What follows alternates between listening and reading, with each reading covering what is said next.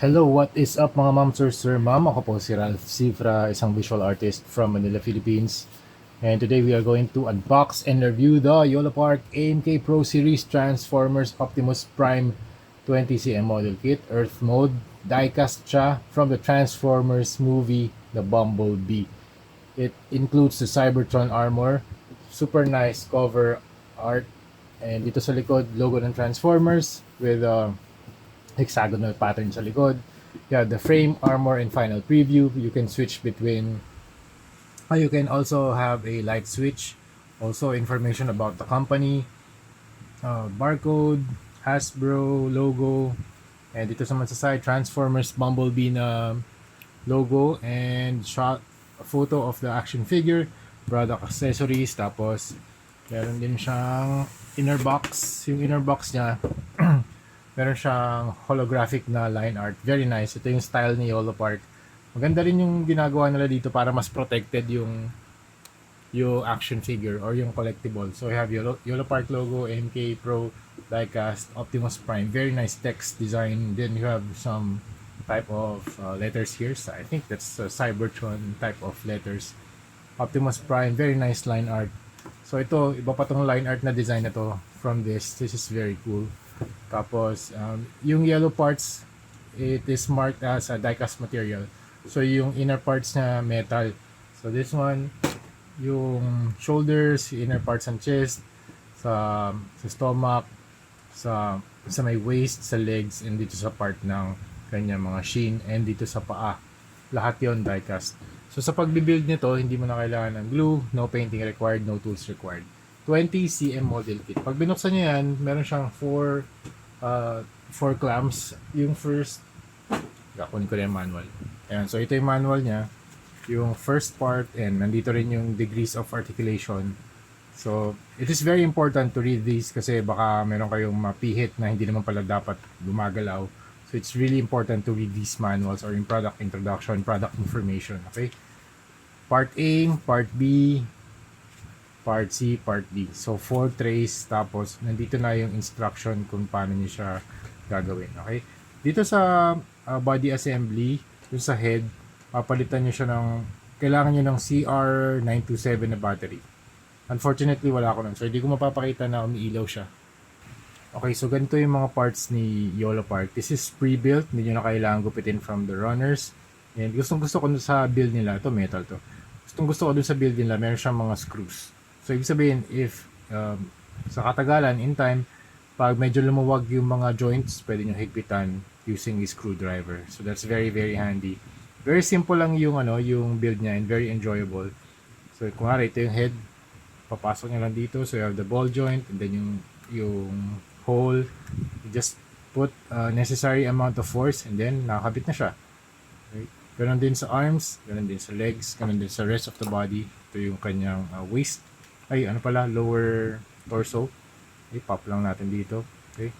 Hindi na kailangan ng super higpit na amount of force. Ngayon, ganun lang. Pero to diecast din to. That's very nice. Maganda pag pag diecast yung mga inner parts kasi mas matibay siya. Alright, tapos ito yung waist armor. Very nice waist armor. Yan. Twist nyo lang para magano siya. Para mas madali siyang ikabit or mag-connect. And also, ito naman yung legs. Wala akong naging problema sa pagbibuild nito. Very easy. Siguro, 30 minutes tapos na agad. Di tulad din sa Gundam kapag binubuo nyo, sobrang tagal. Okay. Gawin natin din dito. Right, again, shout out to YOLO Park for sending this Optimus Prime for unboxing and review. Ito na pinaka maangas na Optimus Prime sa collection ko. Hindi ko na to bebenta mga ma'am sir. Hindi ko na rin to let go for keeps na to. And thank you very much YOLO Park. Sobrang dami na nang nabigay sa akin ng mga laruan for unboxing and review and also customization. So yun. Marami rin nagtatanong sa akin kung paano maging partner ni YOLO Parks or paano ka bibigyan ni YOLO Park ng mga sponsorship na ganito gagawa tayo ng video tungkol doon. Okay? Gagawa tayo ng video. Pero in short, kailangan nyo ng body of work. Tapos, make a presentation about yourself. Send an email, and hopefully they reply. So, ganun lang kasimple. Pero, yun lang yung three steps. Pero hindi, yeah, three simple steps na kaya kong i-explain sa inyo. Pero, katumbas nun, syempre, it's really, really hard work. Kailangan nyo i-build yung body of work. And, just like with any toy companies, no, kailangan nila makita yung body of work nyo before you ask. Because when you ask for a product collaboration or kaya sponsorship, syempre titingnan nila yung profile mo. So, titingnan nila kung ano yung ginagawa mo. Do you unbox, review, custom repaint? So, what do you do? And then, from there, hopefully mag-reply sila and then they will send some products for review. And ayun, product for unboxing and review. So, ganun yung nagiging proseso. Actually, nagko-compose din ako ngayon ng gumagawa rin ako ngayon ng presentation para ma-send ko rin sa mga iba't ibang mga toy companies din para meron tayong mga project collaboration with them. So, yun, I'm really, really happy na nag-reply si Yolo Park. The first time I asked them na pwede ba makakipag-collaborate sa inyo, and then thank you very much yung mga marketing na mga agents nila. Sumasagot sila social media ng mga persons or social media, ano tawag dun? Social media representatives. Really, really appreciate na nagre-reply sila sa mga emails, and yun nga, na nakakatuwa lang din na na-appreciate din nila or nagtitiwala sila sa mga creators, sa mga content creators, YouTubers na gumagawa ng mga unboxing, review, custom repaint. And thank you very much, Yolo Park, for trusting me, Ralph Cifra, to do these kinds of unboxings and reviews. So with that, thank you very much, Yolo Park. I hope we can work again very, very soon. Actually, meron tayong Metal Slug. Dami niya nang nabigay sa atin. MK Pro, MK Mini Series, MK Series, Metal Slug, Evangelion, Voltes 5. Ano pa ba? And upcoming yung Shurato. Okay?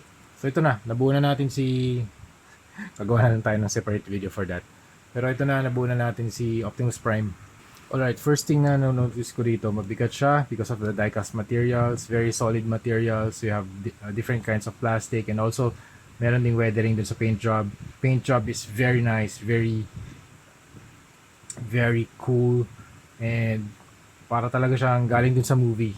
So when you watch the movie, makikita mo dun si Optimus Prime, and very, very nice design ng... Actually, nung nakita ko ngayon, sabi ko, grabe, ang ganda ng design ni Optimus Prime dito. Tapos tumalon pa siya, and then meron siyang blaster. Tama ka ba? Ano ba tawag dito? Yeah, meron din siyang iron blaster. Tapos, sobrang ganda ng animation na yun, yung pose na yun. Shoutout din sa mga gumawa ng Optimus Prime na Transformers Bumblebee movie. Tapos, meron din itong kasamang Energon Axe. This is very nice. Okay? May puntahan natin yan. Ang height niya pala, 20 cm.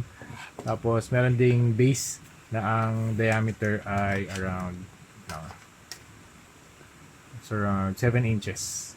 Okay? Tapos meron din siyang metallic na pole. Para siyang Hot Toys. Tapos meron din siyang logo ng Transformers. Autobots pala.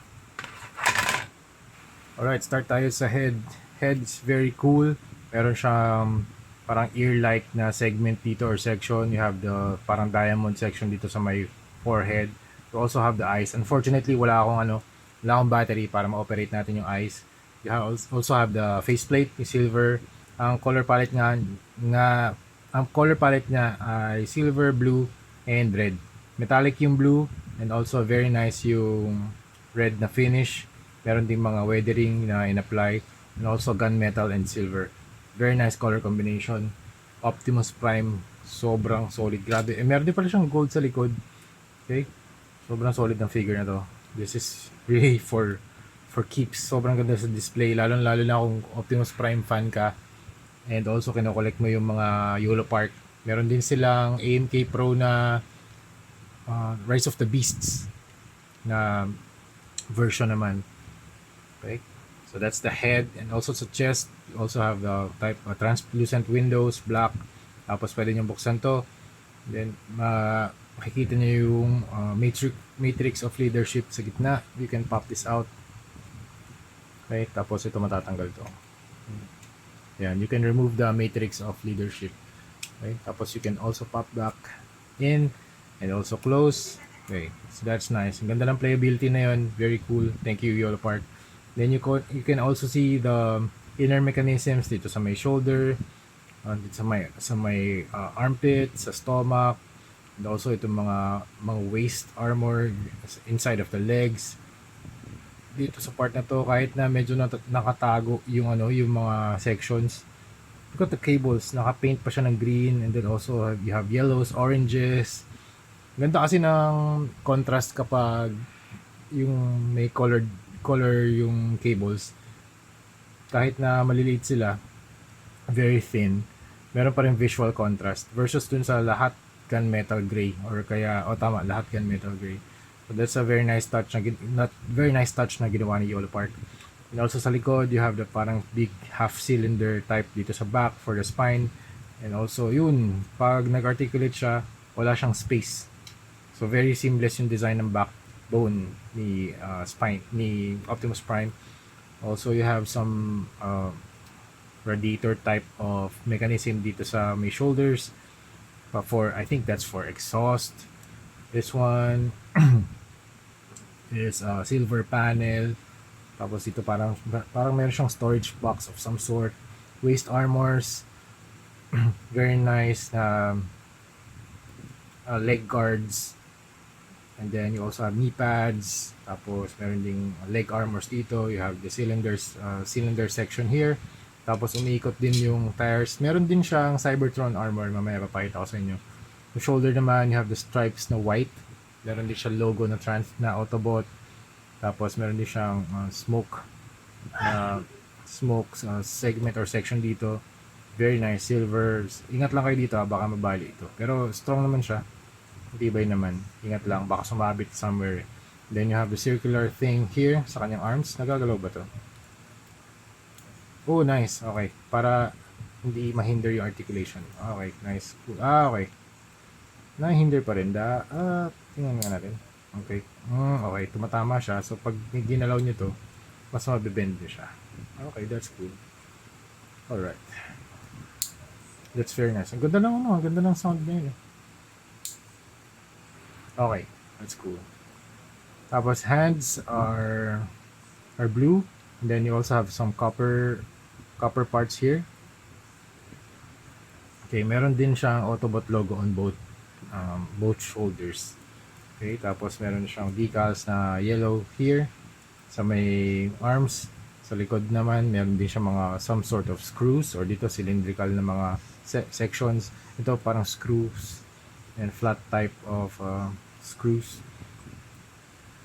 And then sa likod, you have the rear armor, blue segment here, some pipes, some hydraulics. Tapos umiikot yung umiikot yung tires. Then you also have the large legs for balance. Tapos ito, alam ko meron ding diecast part to I think this one is a diecast. Okay? O kaya yung loob. Ganda. Tapos din meron din siya mga hydraulics dito sa part na to. Very cool. Oh, nice. Gumagalaw pa pala yun. Ang daming gumagalaw dito. Ilang points of articulation ba to? 68 daw. 68 points of articulation. Very nice, YOLO Park. Meron silang description dito sa kanyang YOLO Park na page. Okay? In terms of articulation, let's go. It can look up, down, that far. Tapos 360. Pwede. Gumagalaw din yung neck. Separate pala yun. Separate piece yun. You can also tilt like that. Okay? Move forward, back. Merong butterfly joint. So you can move the arms forward, back. Tapos ito nakagalaw to part na to sa likod. You can also move this, rotate. Okay? Ito ba gumagalaw ba ito? Ayun, okay. Pwedeng gumalaw. Arms out like that, up. twist or rotate. Ito, you can also move this away for extra movements, 90 degrees. And also, teka, tingnan natin yung manual baka meron pa yung mga gumagalaw. Alright, so waist naman, dito sa part na to, yan, pinakita ko na kanina. Pwede nyo ma-remove tong part na to, yung matrix of leadership. It will pop and you can remove that. Okay, for the waist, you can move it slightly, like that, okay, bend. And you can also move forward, up crunch. Very nice. Ang ganda nitong part na to kasi, yun nga, very seamless siya. Okay, hindi siya nagkakaroon ng space. Okay, that's very cool.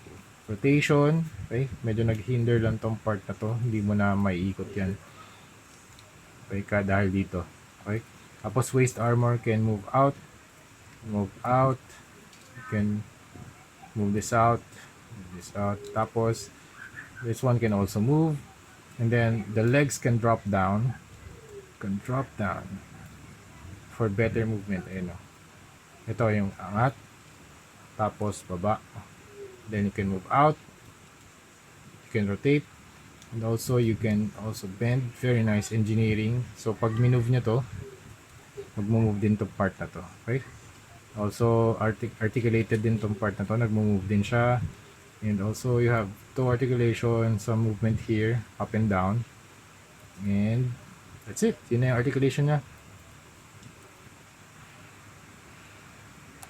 And in terms of weapons, you have gunmetal na body, you have reds, very nice na Energon axe. This one is very cool design. So you have silver part here, tapos meron mga maliliit na mga cylindrical na mga sections, you have circles, daming mga mechanism which makes the Energon axe.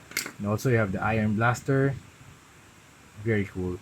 Matte, hindi siya matte black, pero mas the gloss, I think this one is satin black, tapos meron siyang weathering, very nice. Gusto ko yung mga weathering ngayon, silver. Also you have the gold section here, very nice barrel, you have the sight, tapos meron ding some sort of cylindrical silver here, then you have the magazine, trigger. Tapos itong peg na to, ipapasok nyo dito sa kamay ni Prime. Naka-diagonal siya. First time ko lang makita ng ganito slot. Naka-diagonal. So that's very cool. And then this is the base. Very nice base. You have the hexagonal pattern dito sa may mga inner sections. Tapos very geometrical.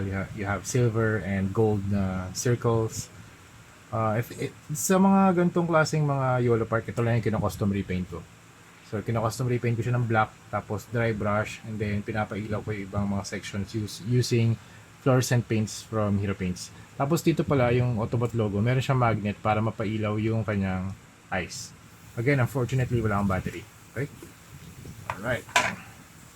Tapos dito sa part na to, since ganito yung kanyang peg, pwede mo daw tanggalin ito. Hindi ko lang sure kung paano Yan, natatanggal tong part na to sa kanyang crotch piece. And then, papasok mo siya rito. Alright, I think pag nag-pre-order kayo sa Shopee, this one is around 5,350 pesos only. Pre-order ships in 90 days, August 30 August or September 17. Yan, free shipping na daw ito mga ma'am sir. Okay? So kung gusto niyo order, punta lang kayo sa Shopee, YOLO Park AMK Pro Series Transformers Bumblebee Optimus Prime 20cm model kit. So ito yung free keychain. Very nice. You have Optimus Prime and the Autobot logo. YOLO Park Transformers Bumblebee. Very cool. Thank you very much YOLO Park. At saka ang kapal ng acrylic lagi na ginagamit nila. So this is very high quality na keychain. And also you have the Cybertron armor. So you have plates na pwedeng ma-replace itong part na to. Teka lang. Parang gauntlet siya parang hirap na tanggalin. Ito natatanggal tong part. Ayun, okay. I think ito muna bago mo tatanggalin to. Hirap pa. Hirap na tanggalin. Okay, pag na-insert nyo na to, medyo mahirap na siya tanggalin. So, kailangan nyo gumamit ng some sort of gantong knife or surface. Kasi, naka-input nakalagay siya dyan. Tapos ang ginagawa ko, yan, maliit lang kasi yung space na yun eh. Okay? So, kailangan nating ipasok to and then i-rotate. Yan, para matanggal. Then, magpo-pop na siya. Tapos, i-replace natin ito. Tama ba? This right? Okay, right. Tama. So, yan yung Cybertron armor niya. Tapos, ito kakabit natin ulit dito. Ay, tama ba? Wait lang. So, this one. That's cool. So, ano mas trip nyo? Ganito? O yung ganito? Do you like the Earth mode or the Cybertron mode?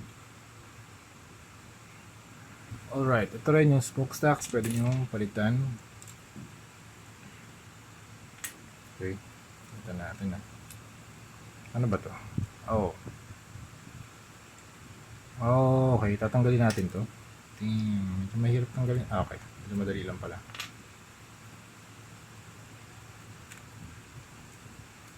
Ano to? Ito.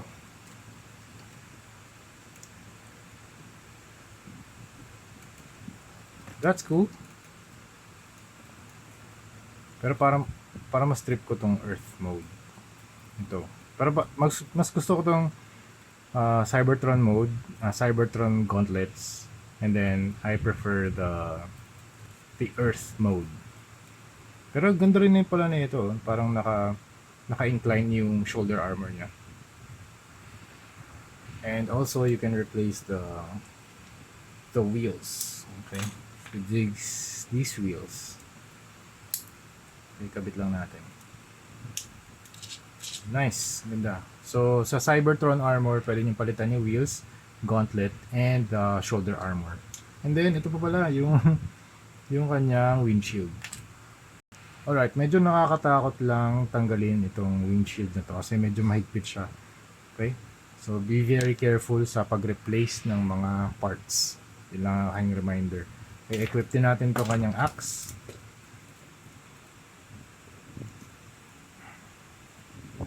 And finally, the Iron Blaster. Alright, there you go. Thank you very much, Yolo Park. Yan ang ating review ng Transformers Optimus Prime from the Bumblebee movie. So, grabe, sobrang ganda nito mga ma'am sir. Bumili na kayo if you have extra resources. Pumunta na kayo sa Yolo Park na shop. Also sa Shopee meron 5,350. Very, very cool. Excellent articulation. Exclusive weapons. Comes with the iconic Iron Blaster. Energon base and stand. Energon axe. Pair of interchangeable hands. Meron ding Cybertron mode armor set. Tapos LED pa yung mata niya. Yan. Ito pala yung iba pa niyang alt hands. So 1, 2, 3, 4, 5, 6. Okay? Alright. So yun lang mga ma'am sir. That's it. Thank you very much for watching. And see you sa next video. Bye-bye.